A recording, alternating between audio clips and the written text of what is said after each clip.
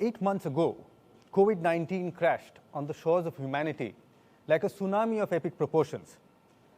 It rocketed through cracks and divides of our social, economic, political, and service delivery systems and exposed why inequality is the defining challenge of our era. More than 1 million people have died. Over 100 million people may be pushed into poverty. And the number of undernourished people may jump to 800 million. Globally, nearly half of the world's 3.3 billion workforce is at the risk of losing their livelihoods.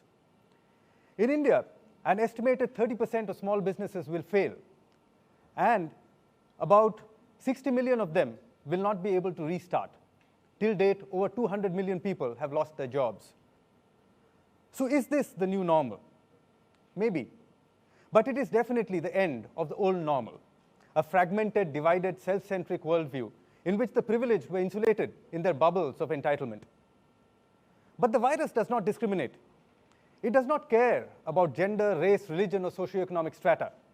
And most importantly, COVID cannot be stopped unless we find a way to reach everyone, everywhere. Pandemos means all people. This is truly the time for human solidarity. Humanity has always shined at its brightest at times of great calamity. The COVID-19 crisis presents a once-in-a-century opportunity to build back better for a more equal, humane, and sustainable society. Necessity and disruption have always been profound drivers of change, innovation, and growth. The world is calling on all of us for new and better solutions for a better world where no one is left behind. Due to a vast array of factors, gender, race, religion, income, disability, etc., inequality prevails all over the world and in all kinds of countries, institutions, and communities.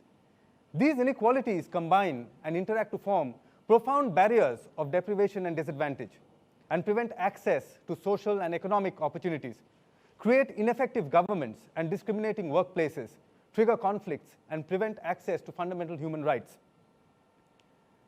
To build better, we must truly believe that inequality is not inevitable. To build back better, we urgently need to build a society that addresses inequality and is inclusive, just, and humane. To build back better, we have to fearlessly address and transform social, economic, and political systems that have created shameful levels of inequality and a world that dismally fails to provide basic human rights for all. To build back better, we have to remove all the silos that stereotype and divide us. We have to unify and synergize all the moving parts of our society, public, private, nonprofit, and community. This will allow us to innovate courageously, address systemic problems and opportunities, optimize resource utilization, and maximize outcomes. Lives and livelihoods are inseparable. For most people, no income means no food, or lowered quality and quantity of food. Lives cannot be sustained and improved without sustainable and growing livelihoods. And entrepreneurship is the key not only for livelihoods, but also for inclusion, sustainability, and therefore humanity. COVID-19 is a game changer for entrepreneurship, but not because it created a whole new category of products and services which enabled humanity to endure. COVID-19 is not an opportunity. It is a responsibility. This new world is demanding better solutions to build back better. Many of these solutions will come from entrepreneurs. Entrepreneurs who will generate big, bold new ideas and possess the passion, persistence, and capacities to create enterprises that offer better, more inclusive, and sustainable solutions, that generate positive social impact, create jobs and well-being, and thereby create scalable, profitable, and purpose-driven enterprises. Entrepreneurs who create a new normal by building an inclusive, responsible, sustainable, and purpose-driven capitalism. This new normal will be built around the quadruple bottom line: profit, people, planet, and purpose. Sustainability and inclusion are the next big disruptors, and COVID-19 is the rocket fuel. The old normal was that an enterprise's only deliverable was to increase profits, as long as it complied with prevailing laws. The other aspects were in most cases merely cosmetic, a meager 2%. Profit or surplus will remain a key indicator of organizational effectiveness and sustainability, more so in the times of limited resources. That said, the time when we looked at outcomes only in financial terms is long gone and cannot even be conceived anymore.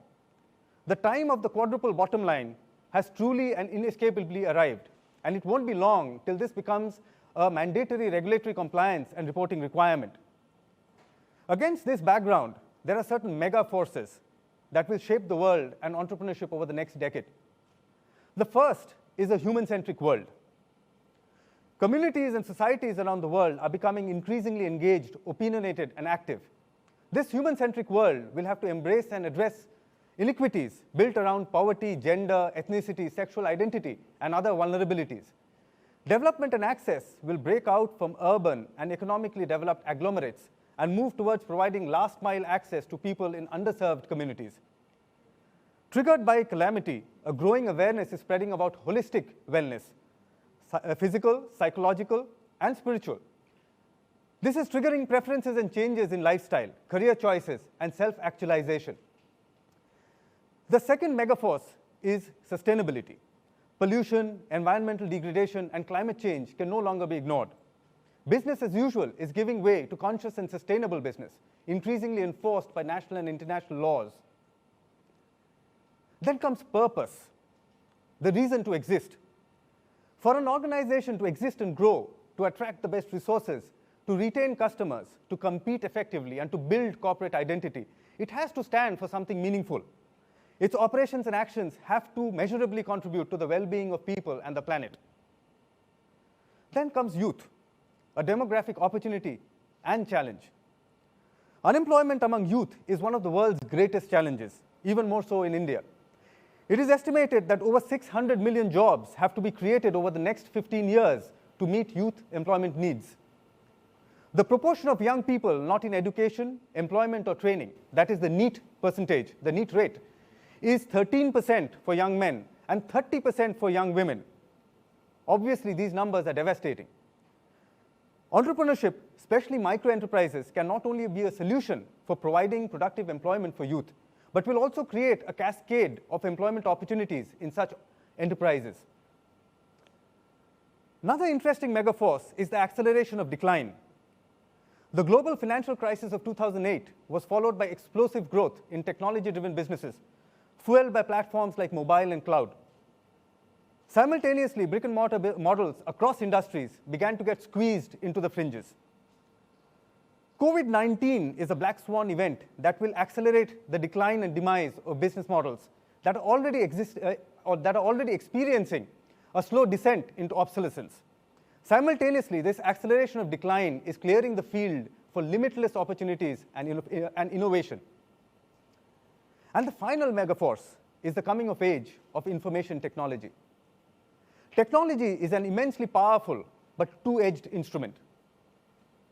On one hand, technology can limit socioeconomic access, take away jobs, create corporate fiefdoms, and invade privacy. But on the other hand, technology may represent mankind's greatest instrument for creating a better world. Some of the most profound possibilities that technology can enable are breaking geographic and gender barriers, facilitating the inclusion of the differently abled, and allowing the harnessing of global resources and opportunities. While work from home for everyone may give way to a return to formal workplaces, its widespread success proved that work from home is not only possible, but it may also be beneficial for all stakeholders, at least in certain circumstances. This can and should remove the barriers for much greater inclusion of women, differently abled, and remotely located persons, all of whom face inequities of access and opportunity. Technology truly has brought global resources and opportunities within the reach of anyone with a computing device and internet. India has over 500 million active internet users, spread deep into towns and villages, and the average Indian consumes 16 GB of data every month at one of the lowest internet costs in the world. It is estimated that over the next 5 years, the number of active internet users in India will climb to 1 billion, most of whom will come from small towns in rural India. A private firm's research showed that 35% of 38,000 startups in India come from out of tier 1 cities. Rapid innovation and adoption is fueled by the accelerated decline of physical formats. The race to the last mile will be powered by near universal internet access. As these mega forces combine and interact, They are throwing up an infinite array of entrepreneurial opportunities. Agriculture, education, healthcare, waste management, manufacturing, logistics, every sector everywhere around the world is ripe for reimagination, innovation, and sustainable entrepreneurship. As entrepreneurs get ready to change the world, it will be invaluable to remember Alex Lazaro's advice. Startups, it's time to think like camels, not unicorns. Despite all the hype and disputes about unicorns, it is undeniable that they have pushed the boundaries and helped create the framework and the infrastructure that has opened the doors for continued innovation. That said, the path of the unicorn is not the only path and should not be the aspirational template for entrepreneurs. Already challenging market conditions and daunting odds have become even more difficult post-COVID. Access to capital markets may be increasingly difficult, and the macroeconomic instability will continue in the medium term. Access to capital will also remain very, very restricted. The growth at all costs model, sustained by inexhaustible capital, requires strong bull markets and optimal conditions. Clearly, this will not prevail for at least some time now. That is why the time of the unicorns will give way to the ascent of the camels. Camels survive for long durations without sustenance, withstand and adapt to harsh and varying conditions, survive very tough terrains, and are good team players. So what does this metaphor imply for entrepreneurs? Frugal innovation and lean entrepreneurship is going to be critical. Innovative and path-breaking products and services have to be delivered through reimagined channels of communication and distribution within constraints of limited resource availability. Adversities and shortcomings have to be mined for viable opportunities in unpredictable and varying circumstances. Team players, collaborators, and empathic leaders will show the way. Entrepreneurs who can collaborate effectively with people from different geographies, cultures, genders, and backgrounds. Entrepreneurs who can monetize diversity and collaboration.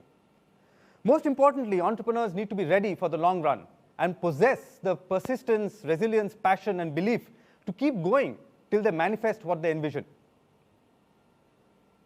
COVID is truly the end of the old normal, the end of our acceptance of inequality, discrimination, and unsustainability, the end of us and them. COVID is a centennial turning point, marking the beginning of a new path. Yes, things will not change overnight, but change will come. It is inevitable. COVID has provided us the fulcrum, and entrepreneurship is the lever with which the world will change. Thank you.